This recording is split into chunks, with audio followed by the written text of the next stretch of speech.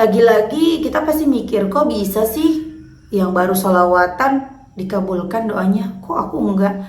Udah kita Bismillahirrahmanirrahim. Alhamdulillahirabbil alamin. Allahumma sholli ala sayidina Muhammad wa ala ali sayidina Muhammad. Assalamualaikum warahmatullahi wabarakatuh. Halo teman-teman, apa kabar? Mudah-mudahan teman-teman selalu dalam lindungan Allah Subhanahu wa taala. Amin ya rabbal alamin. Alhamdulillah, kali ini aku akan sharing lagi pengalaman sholawat dari teman-teman kita. Tapi sebelumnya jangan lupa buat yang belum subscribe, di subscribe dulu ya, biar aku makin semangat lagi bikin videonya. Buat teman-teman yang punya testimoni sholawat, silahkan kirimkan testimoni teman-teman ke nomor WhatsApp 0813 1543 0565. Dan yang belum punya buku ini, jangan pernah lelah ada nikmati setiap sholawat. Harganya 55.000. Insya Allah buku ini bisa nambah teman-teman semangat dalam bersolawat. Ini bisa teman-teman cari di Gramedia, ada di seluruh Indonesia.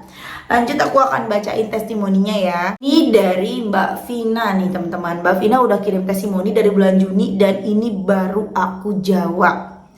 Assalamualaikum Kamil. Waalaikumsalam. Aku mau ikutan kasih testi The Power of Sholawat. Aku tahu Kak Mel dari YouTube, kalau nggak salah minggu lalu. Mulai saat itu setiap hari aku rajin nontonin video di YouTube-nya Kak Mel satu-satu. Lalu mulai praktekin sholawat Jibril perlahan-lahan. Sebelum aku memulai bersolawat, aku bilang dalam hati, ya Allah, kalau keajaiban sholawat itu memang nyata, tolong tunjukkanlah kepada hamba agar hamba lebih bersemangat lagi bersolawat. Keajaiban pertama, aku kan lagi deket sama cowok, tapi karena beberapa hal, hubungan kita renggang dan kayak ngegantung gitu. Terus waktu salawatan aku mohon sama Allah tentang kepastian hubunganku. Setelah beberapa hari, tahu-tahu dia chat aku lagi, padahal udah seminggu nggak ngechat. Keajaiban yang kedua, aku kan jadi sekretaris pribadi atasanku. Kalau atasanku belum pulang, otomatis aku juga belum pulang. Meskipun jam kerjanya cuma sampai jam 4 sore, tapi aku biasa pulang maghrib. Hari Kamis kemarin aku ada janji ke dokter maksimal jam 5 sore. Kalau kelewat bakal di cancel. Jam 3 sore hujan deres. Aku mulai sholawat sambil berdoa semoga aku bisa pulang cepat. Masih kekejar jadwal sama dokter. Dan semoga hujannya berhenti. Sekitar jam 4.15, nggak biasanya atasanku tiba-tiba pulang dan hujan perlahan reda. Aku langsung gas ke rumah sakit. Walaupun sampai rumah sakit udah jam 4.45, tapi alhamdulillah dokternya masih mau menerima. Keajaiban ketiga, malam ini aku ada Zoom meeting jam 8, sekitar setengah 8 tiba-tiba mati listrik, wifi mati, baterai tinggal 4%, dan aku nggak punya power bank. Aku kencengin sholawat dan berdoa sama Allah semoga aku bisa ikut Zoom. Dengan ajaibnya jam 7.50 listrik nyala dan aku bisa ikut Zoom. Padahal Kak, aku nggak pernah ngitungin berapa kali bacaan sholawatku. Aku sempetin sholawat saat lagi ngapain aja. Ya, waktu di perjalanan naik motor, lagi duduk di kantor sambil ngerjain kerjaan, lagi rebahan atau masak di rumah. Jadi aku nggak tahu aku sholawat udah berapa kali, karena kalau ditarget kerasa berat aja bagiku yang baru memulai. Jadi mending sholawat semampunya agar terbiasa aja dulu. Padahal dosaku banyak, pakai banget. Aku bukan uti-uti solehah, sholat aja belum tepat waktu dan kadang masih bolong. Baca Quran aja jarang, sholat tahajud dan duha juga masih susah. Tapi Allah dengan baiknya mempermudah mengabulkan hajatku, menunjukkan kepadaku bahwa keajaiban sholawat itu benar-benar nyata. Itu beberapa keajaiban yang aku alami setelah mengenal dan mempraktekkan sholawat. Memang pengalaman aku ini tidak sewow dan sehebat yang lain, tapi semoga kisahku yang gak seberapa ini bisa ikut memotivasi teman-teman lainnya untuk memulai bersolawat. Yang penting mulai aja dulu. Kalau ada keajaiban lagi nanti aku share ya Kak. Dulu aku tahu The Power of Sholawat dari Ustadz Yusuf Mansur, tapi waktu itu aku belum paham bacanya gimana. Setelah nonton YouTube kakak, aku jadi tahu bacaan sholawat Jibril. Terima kasih ya Kak sudah mengenalkanku dengan sholawat. Semoga kakak mendapat limpahan rizki, pahala, dan kebahagiaan selalu dari Allah karena sudah mengajak dan menginspirasi banyak orang melalui sholawat. Amin. Wassalamualaikum warahmatullahi wabarakatuh. Masya Allah ya teman-teman, itu tadi testimoni dari Mbak Vina. Masya Allah, semoga Mbak Vinanya nonton ya, karena ini udah lama banget. Lagi kita pasti mikir, kok bisa sih yang baru sholawatan dikabulkan doanya, kok aku enggak? Udah, kita nggak usah ngebanding-bandingin. Allah tuh lebih tahu yang terbaik buat kita. Allah tahu yang terbaik buat kita, lebih dari kita yang tahu yang terbaik buat anak kita. Kenapa anak kita yang A dikasih B, kenapa anak kita yang B dikasih C? Karena kita yang lebih tahu gitu loh, bagaimana cara menghadapi anak-anak kita. Kita lebih tahu kalau si A begini. Contoh ya, aku punya 2 anak nih. Kalau si kakak itu nggak bisa dilembutin. Kalau dilembutin, dia nggak bakalan mau denger. Tapi kalau si adek, kalau dimarahin, dia yang nggak mau denger, dia maunya dilembutin gitu loh. Jadi aku menghadapi 2 anak aku ini berbeda. Kalau ke si kakak, aku agak tegas. Karena kalau aku tegas, dia ngerti gitu loh. Tapi kalau ke si adek, aku agak lembut. Karena kalau aku tegasin, adek nggak mau ngerti gitu. Jadi sama juga seperti yang Allah lakukan kepada kita. Kok dia dikasihnya cepet? Oh, barangkali kalau dia dikasihnya entar, dia berhenti sholawatnya. Allah lebih tahu gitu loh.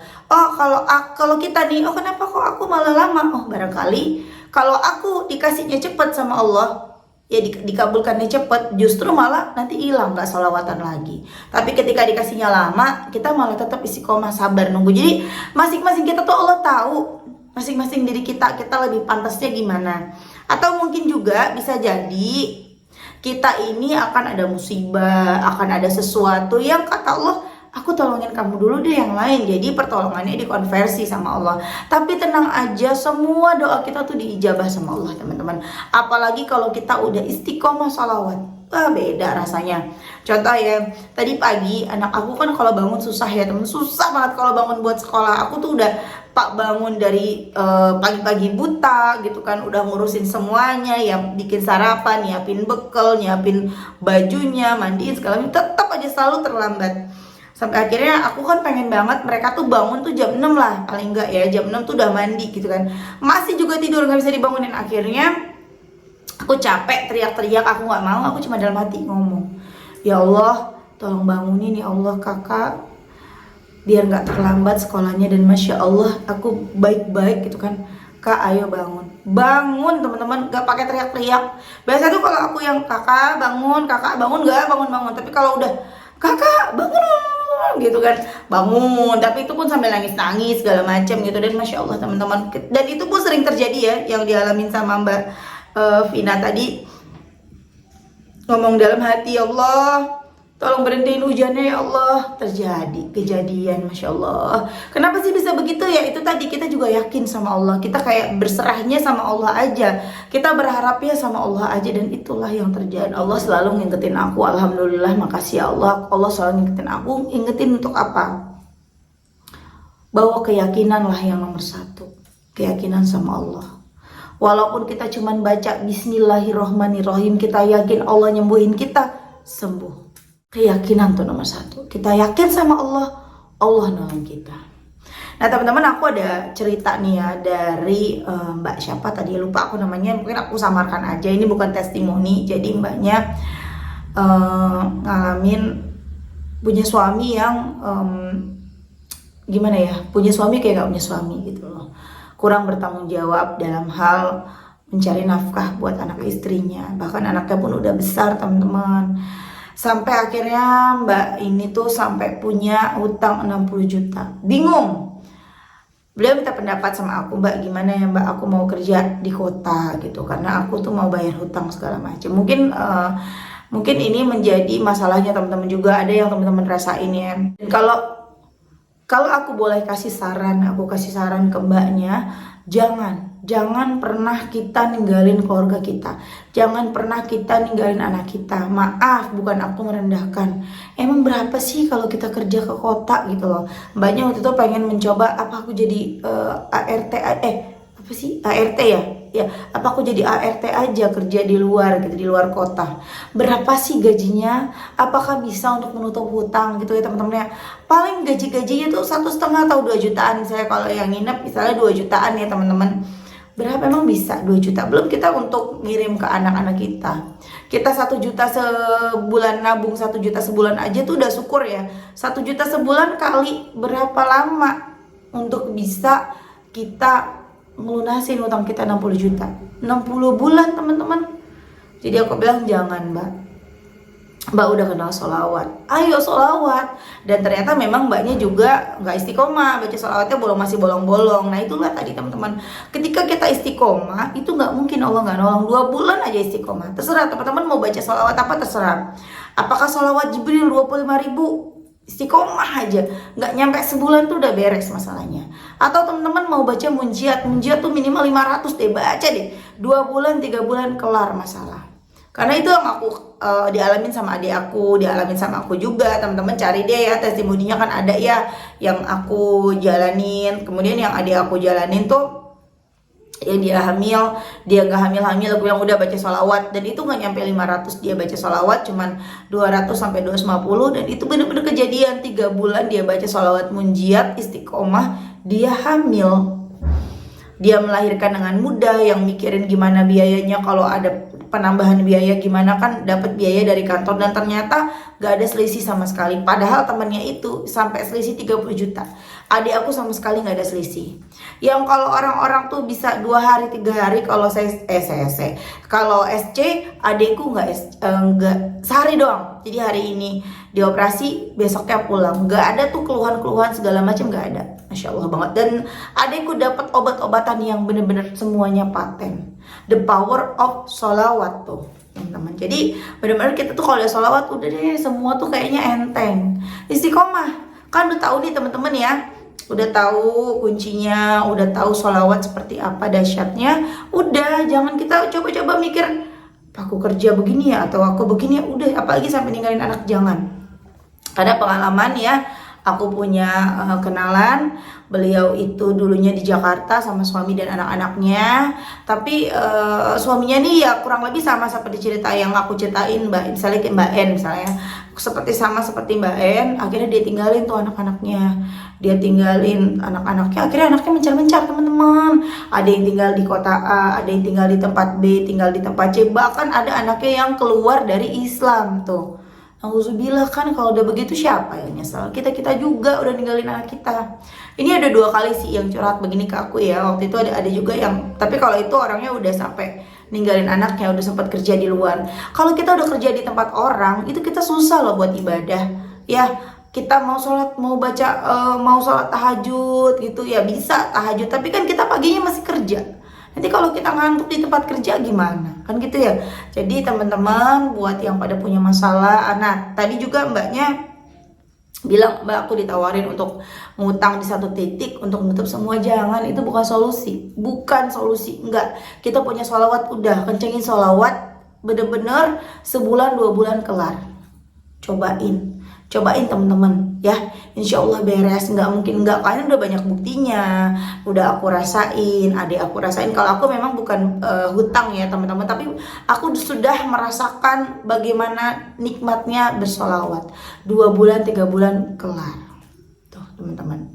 Dan aku juga sekarang lagi ngencengin sholawat, lagi benar-benar istiqomahin lagi munjiatnya, 1000 munjiat setiap hari, kalau bisa sih 1000, tapi kemarin baru dapat 700-an. Aku lagi istiqomahin, doa aku pengen sembuh, teman-teman doain ya.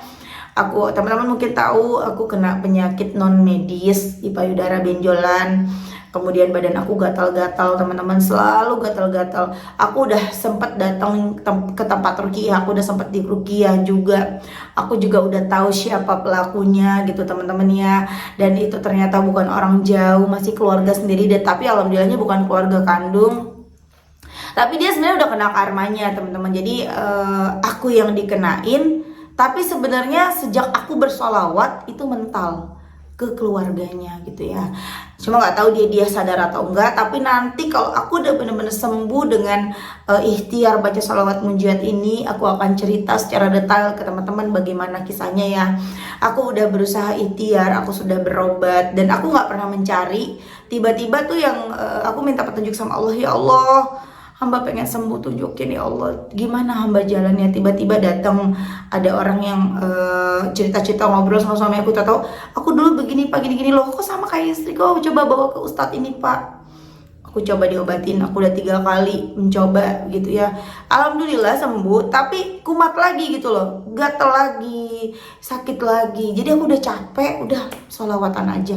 Aku Aku yakin Allah pasti nyembuhin aku. Sehebat apapun orang gitu ya yang mencelakai kita, yang berusaha menghancurkan kita, tapi kita punya Allah. Ya kalau orangnya nonton nih, mudah-mudahan aja nonton ya. Aku percaya Allah pasti nolongin aku. Gak ada yang gak mungkin bagi Allah. Allah tuh hebat banget.